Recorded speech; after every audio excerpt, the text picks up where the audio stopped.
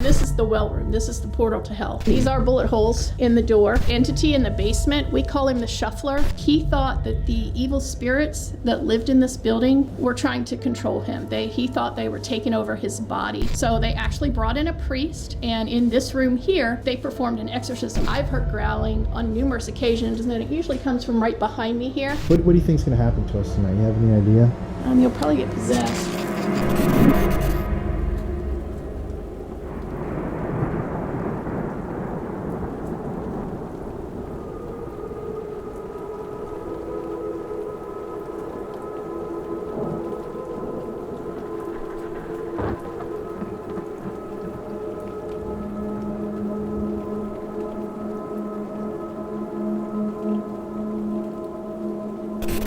Isn't it time for Charlie to leave? Huh? It's time for Charlie to leave. Charlie. In the name of Jesus, Charlie, I command you to leave. I command you to leave, Carl. Yes. All right. I command Charlie to leave.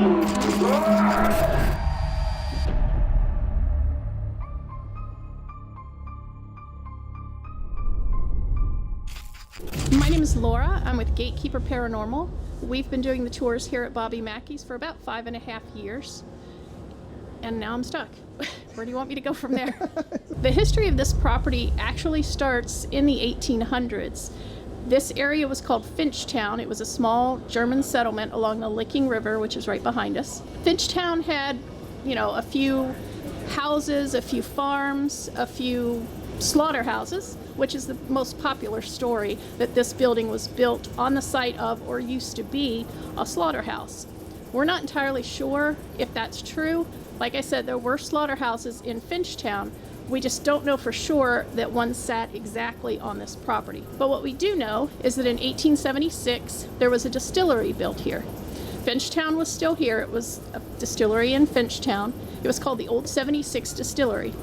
It was completed in 1876, and it was the largest distributor of Kentucky whiskey for over 40 years. The entire time that the distillery was open, they occupied this whole probably half-mile section of Licking Pike. One of the original buildings is still here. It's outside, diagonally across the street. It's one of the old warehouses. So the distillery is actually who dug the tunnels or the wells or the portals to hell, whatever you want to call them. They dug 3 of them. There's one that's almost directly beneath us here at the bar. There's one on the north end of the parking lot, and there's one on the south end of the parking lot. The distillery used those tunnels to pull water up from the Licking River to make whiskey. That's the origin of the tunnels. There's a popular story about a lady named Bryan, who was murdered and decapitated here in Wilder. Her body was actually found about 2 miles away in Fort Thomas without her head. And the great mystery was what happened to her head. It was never found. The murderers never confessed. It was Scott Jackson and Alonzo Walling. They never confessed to killing her or where they put the head. The most popular theory about the head is that Scott put it in a bag and took it to the Cincinnati Dental College where he was a student. And they had an incinerator there because back then they used to practice dentistry on cadavers. So he likely took the head over there, threw it in the incinerator, and there went Pearl's head. But the legend still persists that Scott and Alonzo brought her head here to what people said was a slaughterhouse, which we know was actually a distillery, took her head down into the basement, did some kind of satanic ritual over the well, the portal to hell, threw her head in there, and that's where her head is even still today. But unfortunately, that's not true because, like I said, the distillery was here. It was not a slaughterhouse. The distillery was here. They had some kind of giant machine or pump over top of that well.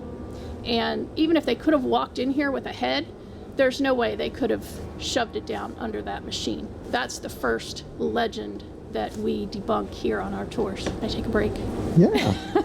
So the distillery operated, like I said, for 40 years. Once Prohibition hit, The distillery was shut down. Pretty much all of the buildings were torn down, except, like I said, the one that's still standing across the street. So this property sat empty for a few years, and then it was eventually purchased by a guy named John Popp, and he built a small 2-story building where on the top level, which is kind of where we are now, he operated a small cafe and restaurant, and he lived with his family underneath the restaurant, basically right over top of the well, right over the top of the portal to hell. He operated the Bluegrass Inn for about 5 years. He had been robbed several times. He'd had several fires in the building, and I think he just eventually got tired of it. A lot of people like to say that the land is cursed, the building is cursed, and that's why he had so many problems. Again, I don't know if that was true. I wasn't there, but that's the story. So then he sold the property to a guy named Buck Brady. Buck Brady used to run liquor for a pretty famous Cincinnati bootlegger named George Remus.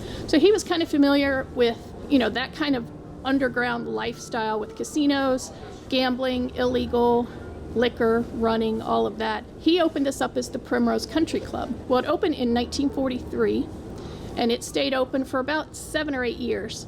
And then eventually the Cleveland Syndicate, who controlled most of Newport back in those days, if you don't know, this area back in the late 40s, early 50s, right before Vegas took off, this was known as the Sin City of the South. This is where you came if you wanted to gamble, if you wanted to see like the Rat Pack perform. Over here in Wilder at the Primrose and then later the Latin Quarter, we did have some famous names here.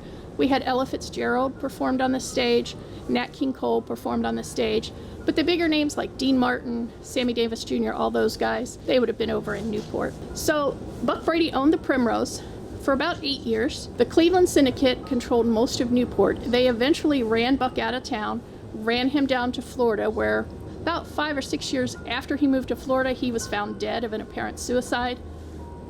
Probably suicide. And the Cleveland Syndicate took over this building and they renamed it the Latin Quarter. Once they were here, they poured all the money into it.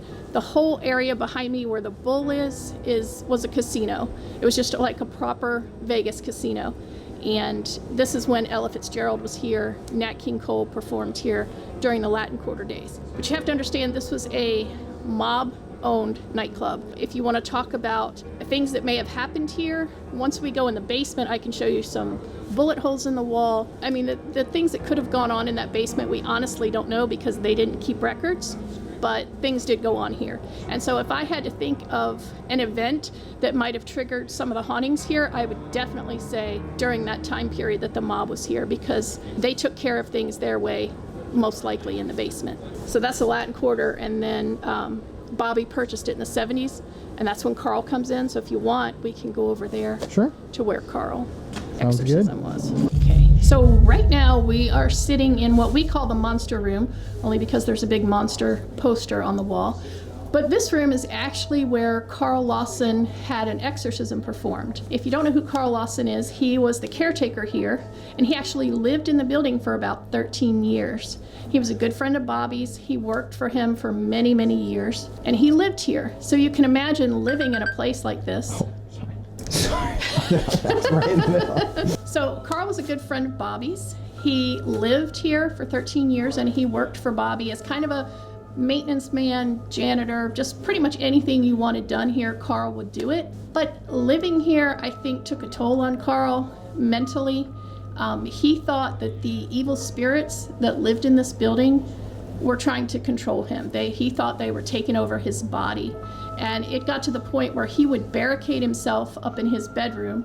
He'd sleep with a gun by the side of his bed. He'd barricade the door. And he said he could hear what sounded like hundreds of people walking around down here. And, like I said, having that happen over and over again every night eventually took its toll on him. And he thought he needed professional help from a priest. So they actually brought in a priest. And in this room here, they performed an exorcism on Carl. Isn't it time for Charlie to leave? Huh?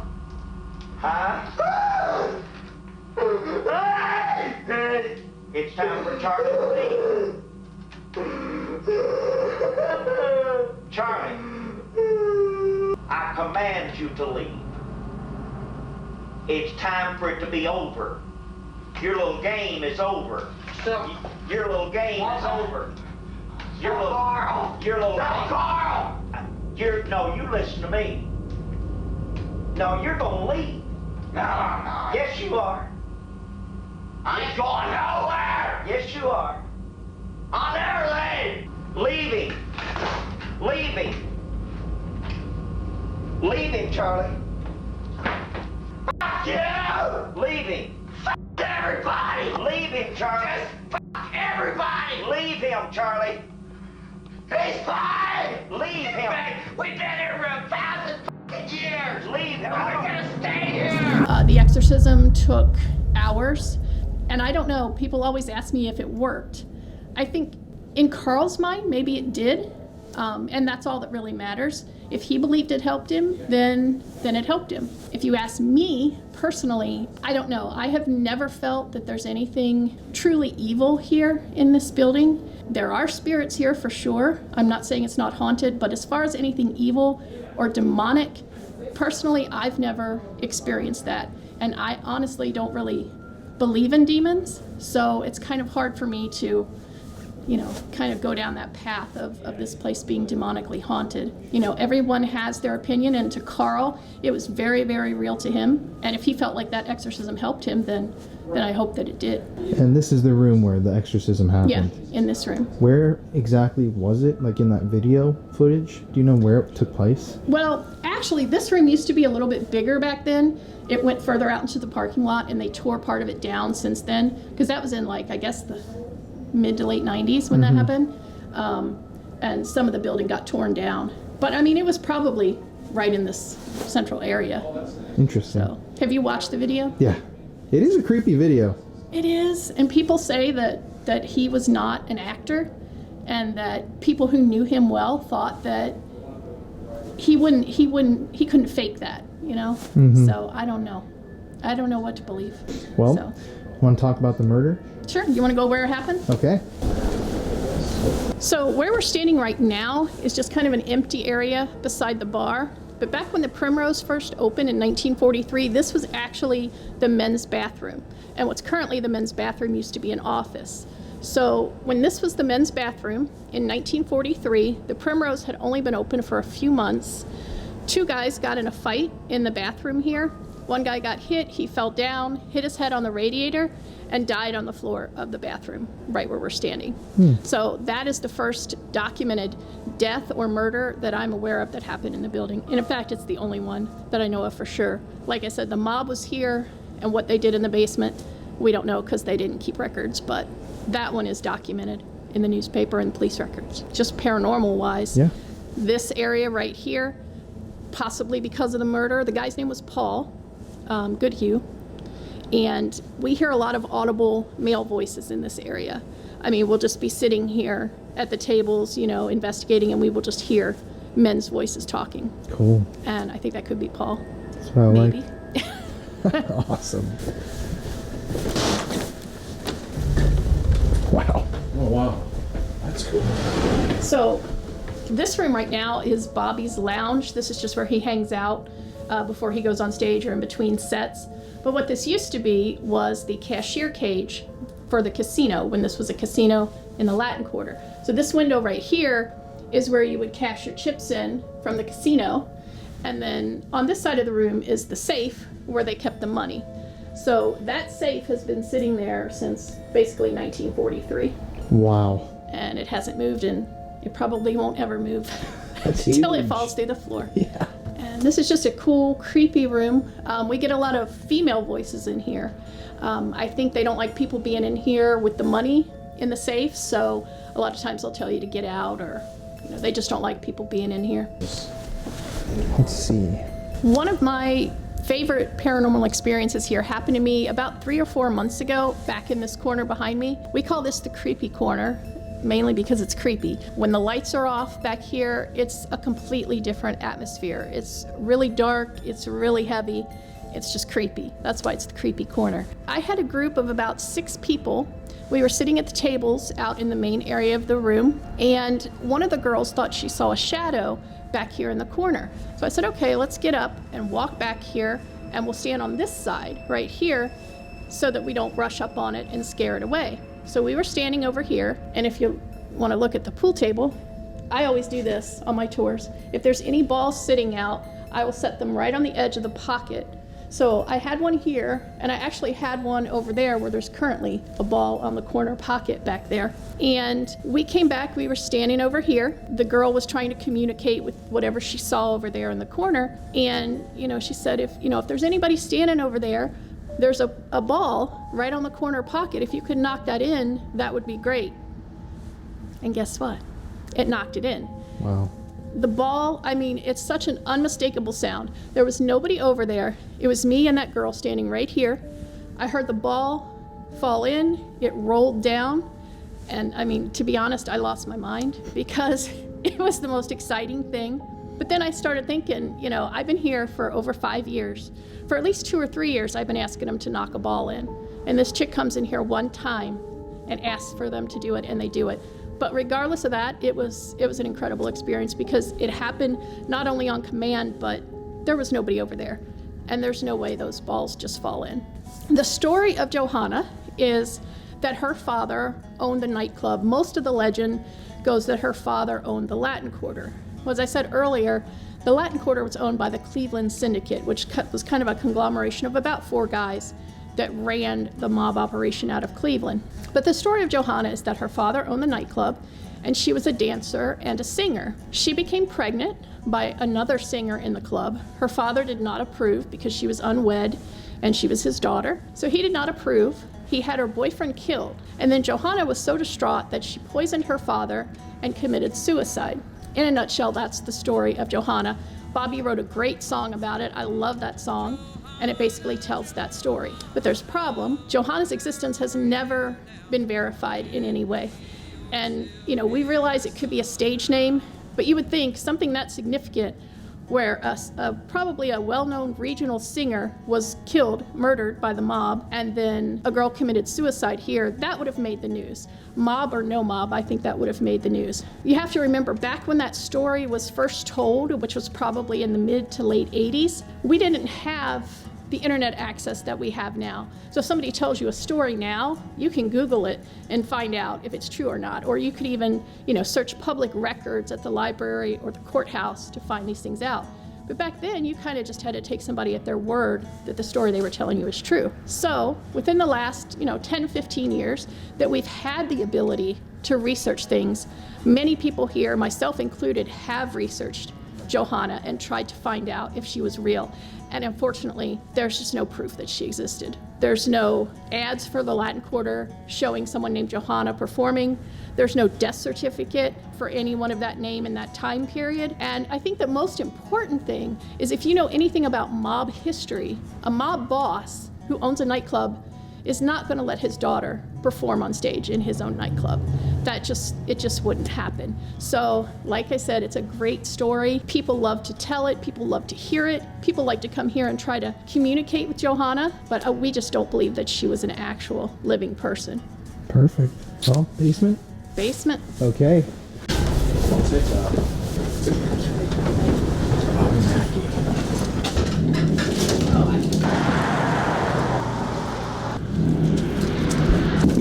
It's like a big old eerie door. Yeah. Let me get a light on.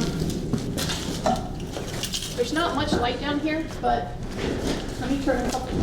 So earlier I was telling you about John Pop, who purchased this property after the distillery was torn down, and he built a small house that he operated a restaurant upstairs and lived with his family downstairs. So this building right here, this is the original exterior of the building that the little house that he built.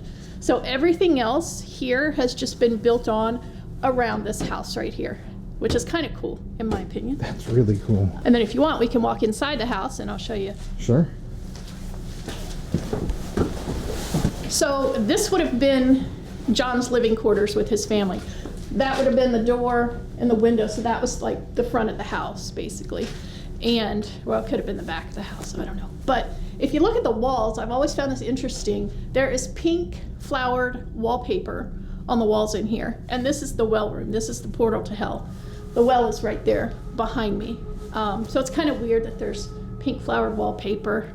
with the demons, you know. But Very they ironic. like it. They like it pretty. So yeah, so that's the well right there. Carl Lawson, who we talked about earlier with his exorcism, he's actually how the legend of Johanna got started, because he claimed that he used to see the apparition of a woman. She had long dark hair, and she would come to him in his dreams and tell him to come in the basement and dig. So he did.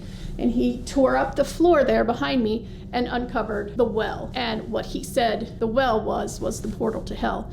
And then from there, that's how the story started rolling of Pearl's head ending up down in that well, because he uncovered it. The only thing I've ever questioned about that, because, you know, like I said, Johanna was not a real person. I don't believe that she came to Carl in his dreams, but somebody or something did come to Carl in his dreams, because otherwise, why would he have come down here and tore up the floor?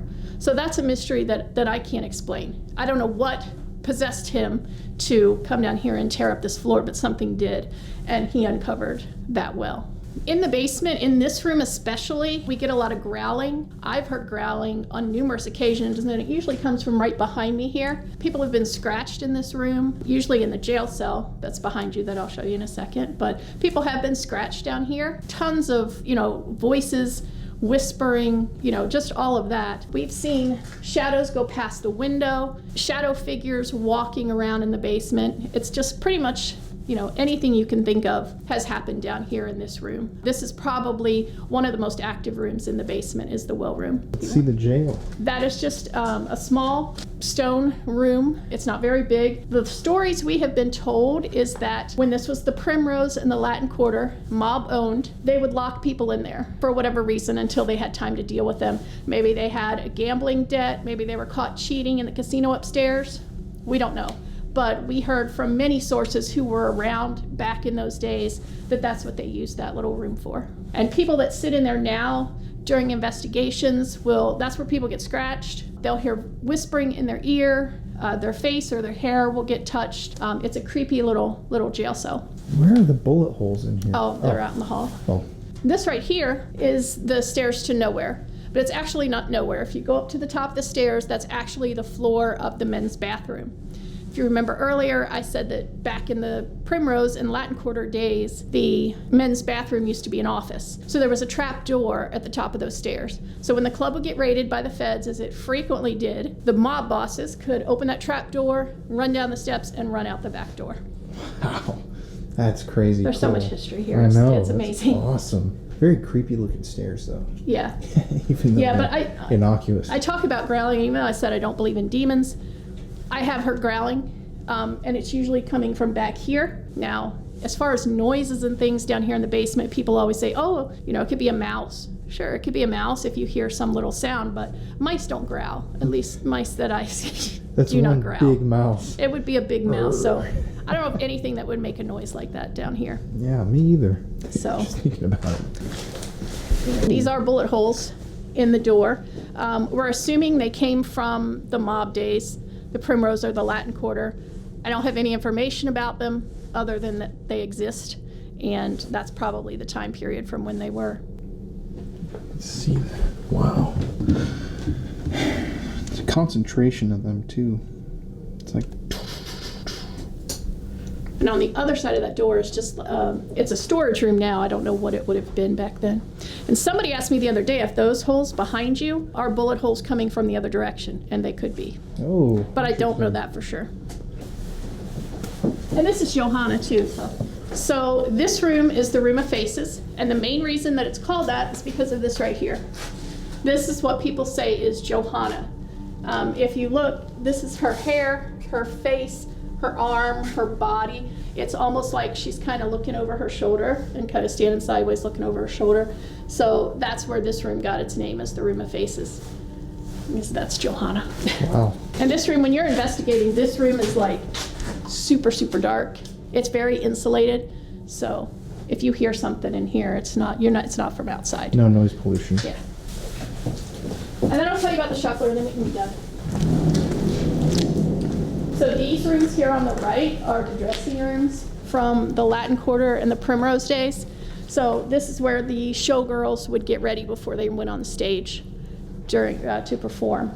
And then right back here, I don't know if there's a light back there, but if you want to go back there, you're certainly welcome to. It just goes straight back to the opposite wall, like kind of where the street is.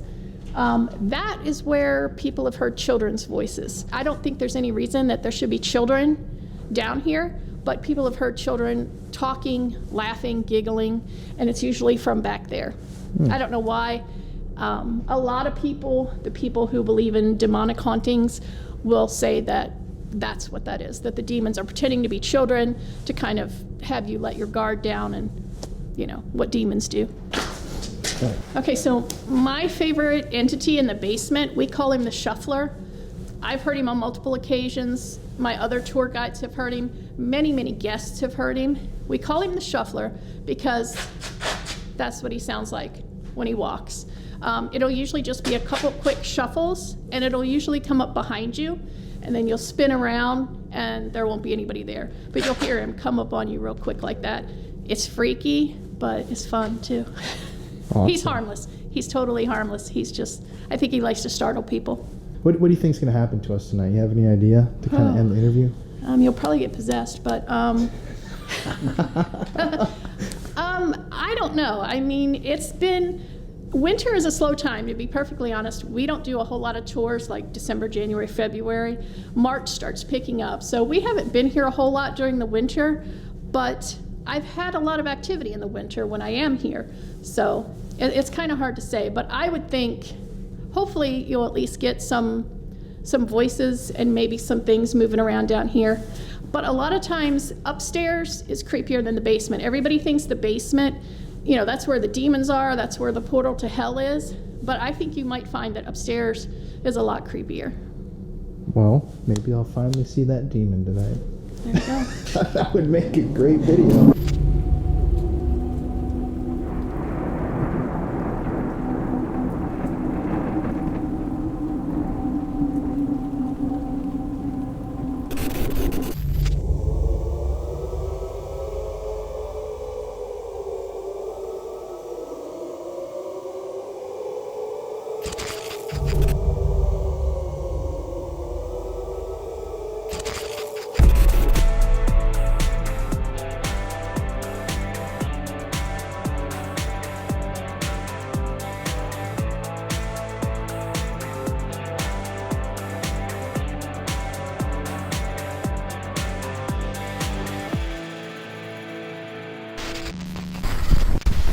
Hello.